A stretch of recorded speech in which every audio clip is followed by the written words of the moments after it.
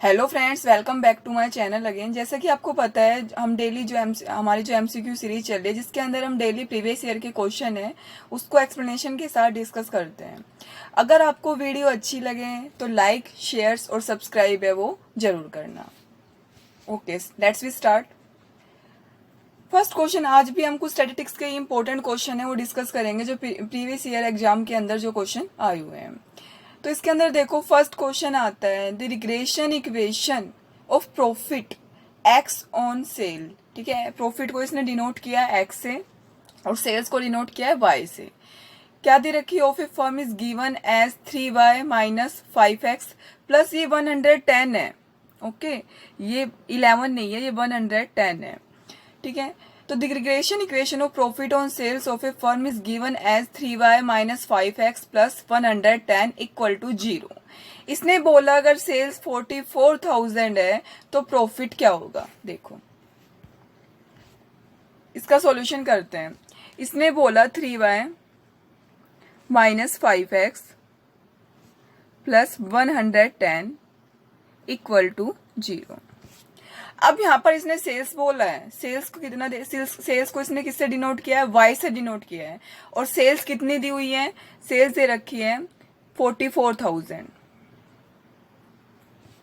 Minus 5x plus 110 equal to 0। ठीक है, इसको आप सोल्व करोगे तो इसका इतना आ जाएगा 1,32,000। ठीक है, प्लस 110 इधर हो जाएगा 5x है। इसके बाद इसको प्लस करने के बाद 32,110 डिवाइड बाय 5 है। तो अब देखो ये कितना आ जाएगा? 5 2 जा 10, 5 6 जा 30, 5 4 जा 20, 5 2 जा 20 एंड 5 2 जा 20। तो आपका आंसर कितना आ गया? 26,422। अब देखते हैं ऑप्शन के अंदर ये आंसर है या नहीं। तो यहाँ पर देखो, ये आंसर गिवन है कितना है? 26,422। तो ये क्या होगा? इस क्वेश्चन का आंसर है। सिंपल, आपको इक्वेशन के अंदर क्या है? वैल्यू पुट करनी है। y तो दे ही रखा है, y क्या है? y सेल से डिनोट कर रखा है, तो y तो आपको गिवन है। ठीक है, 44,000 है। सिंपल, आप x की वैल्यू है उसको फाइंड आउट कर लोगे। ठीक है, नेक्स्ट क्वेश्चन पे चलते हैं। नेक्स्ट क्वेश्चन कहता है कि if there are 8 possible under consideration for goodness of fit, the number of degree of freedom. तो आपको पता है कि काई-स्क्वायर टेस्ट होता है। काई-स्क्वायर टेस्ट के अंदर हम डिग्री ऑफ फ्रीडम कैसे निकालते हैं? तो काई-स्क्वायर टेस्ट के अंदर जो डिग्री ऑफ फ्रीडम निकालने का फॉर्मूला होता है वो होता है रो -1 और कॉलम -1। यही होता है काई-स्क्वायर टेस्ट के अंदर डिग्री ऑफ फ्रीडम निकालते हैं हम रो -1 और कॉलम -1। यहाँ देखो, यहाँ इसने बोला there are 8 possible outcome under consideration for goodness of fit है। ठीक है, तो number of degree of freedom. अब यहाँ पर हमें क्या है? वैल्यू ही नहीं दे रखी, तो हम डिग्री ऑफ फ्रीडम निकालेंगे कहाँ से? सिंपल, ये बोला है 8 पॉसिबल आउटकम है। ठीक है ना, तो रो कितनी है ना कॉलम कितने है, इसके बारे में कुछ पता ही नहीं दे ही नहीं रखा। तो यहाँ पर आंसर क्या हो जाएगा? Can not be determine from the given information, कि जो गिवन इन्फॉर्मेशन है उससे हम इसको डिटरमाइन नहीं कर सकते, क्योंकि इसका फॉर्मूला होता है रो -1 और कॉलम -1। ठीक है, नेक्स्ट क्वेश्चन आता है identify from the following test of statistics of which the value of numerator should always be greater than of the denominator. मतलब वो कौन सा टेस्ट होता है जिसके अंदर हमेशा न्यूमिनेटर की वैल्यू है ना डिनोमिनेटर की वैल्यू से ज्यादा होती है। देखो,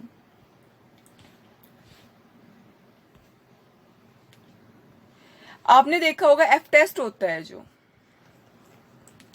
एफ टेस्ट के अंदर आप पढ़ते हो S1 का स्केयर अपॉन S2 का स्केयर।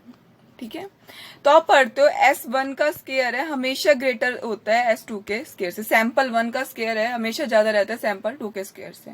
ठीक है, तो यानी यहाँ पर क्या होता है? ये क्या है? न्यूमिनेटर, और ये क्या होगा? डिनोमिनेटर। तो इस केस में क्या होता है? हमेशा न्यूमिनेटर की वैल्यू डिनोमिनेटर की वैल्यू से ज्यादा होती है। तो इसने यही पूछा था कौन सा टेस्ट होता है जिसमें हमेशा न्यूमिनेटर की वैल्यू डिनोमिनेटर की वैल्यू से ज्यादा होती है। तो वो कौन सा टेस्ट होता है? एफ टेस्ट होता है। एफ टेस्ट का फॉर्मूला क्या होता है?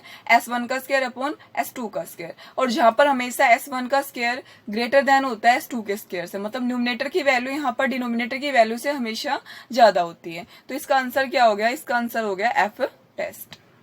नेक्स्ट क्वेश्चन, अब ये दे रखा है कि in a linear equation y is equal to a plus b x, तो यहाँ पर a किसको रिफर करता है? देखो इसमें y है, y क्या है आपका? Dependent variable. y किसको डिनोट करता है? डिपेंडेंट वेरिएबल को। a किसको डिनोट करता है? a डिनोट करता है इंटरसेप्ट को। ठीक है, a होता है इंटरसेप्ट है। x क्या होता है? x होता है आपका इंडिपेंडेंट वेरिएबल। ठीक है, x होता है आपका इंडिपेंडेंट वेरिएबल। उसके बाद b क्या होता है? b आपका होता है स्लोप। ठीक है, अब यहां पर y तो क्या हो गया? इंडिपेंडेंट वेरिएबल, a क्या हो गया? इंटरसेप्ट, और b क्या हो गया? स्लोप, और x क्या हो गया? Independent variable. अब इसने पूछा क्या था? a रिफर टू, a किसको रिफर कर रहा है? तो a देखो किसको रिफर कर रहा है? इंटरसेप्ट को, तो इसका आंसर क्या हो जाएगा? इंटरसेप्ट। ठीक है, y होता है यहाँ पर डिपेंडेंट वेरिएबल, a होता है आपका स्लोप, b होता है आपका यहाँ पर सॉरी y तो होता है आपका डिपेंडेंट वेरिएबल, a होता है आपका इंटरसेप्ट, और b होता है स्लोप, और x क्या होता है? Independent variable. तो यहाँ पर a क्या है आपका? इंटरसेप्ट है, तो आंसर क्या आ गया? y इंटरसेप्ट, और b क्या है आपका? स्लोप है। ठीक है, a इंटरसेप्ट है, b स्लोप है, और x क्या है? इंडिपेंडेंट वेरिएबल है, और y क्या है? डिपेंडेंट वेरिएबल है। Next question.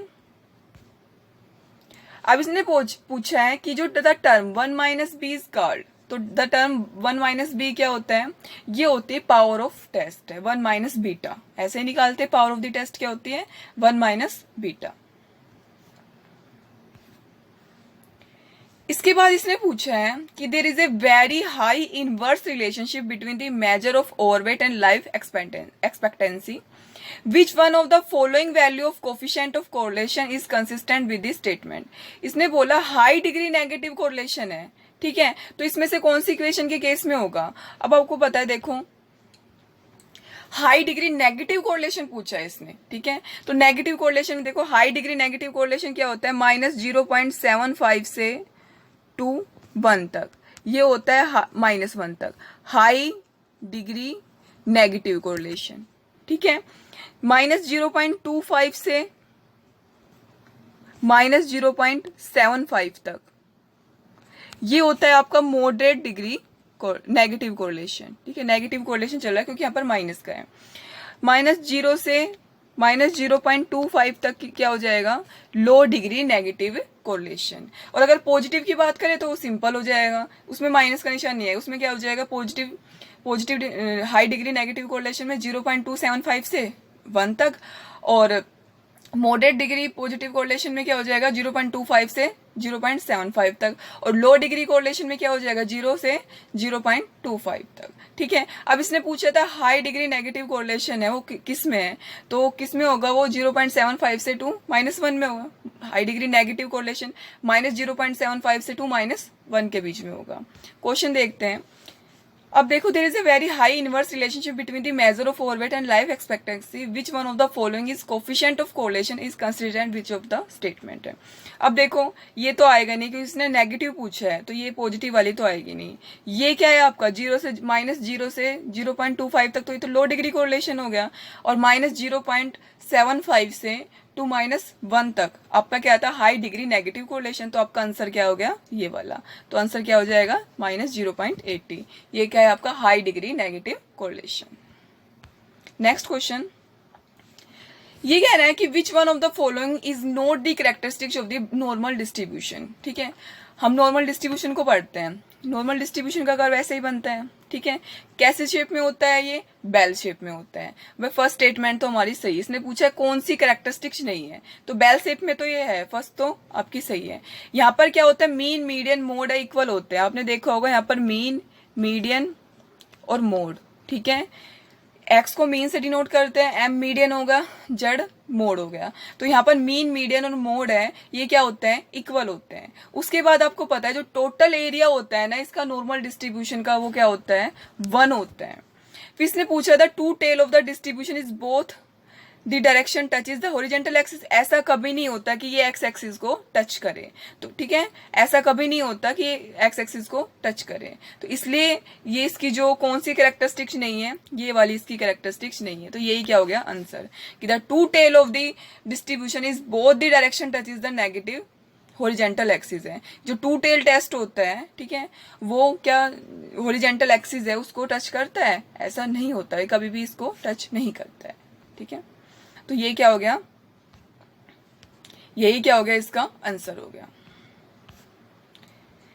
नेक्स्ट क्वेश्चन आता है, द काई स्क्वायर टेस्ट है is parametric will be in which of the following situation. आपको पता है जो काई स्क्वायर टेस्ट है ना, उसका हम पैरामीट्रिक भी यूज करते हैं और नॉन पैरामीट्रिक भी यूज करते हैं। काई स्क्वायर टेस्ट का अब अगर एमकॉम की भी स्टैट्स की बुक पढ़ोगे, उसमें काई स्क्वायर टेस्ट का है, काफी अच्छे से दे रखा है। तो उसके अंदर हम पढ़ते हैं काई स्क्वायर टेस्ट का पैरामीट्रिक भी यूज करते हैं और नॉन पैरामीट्रिकली भी यूज करते हैं।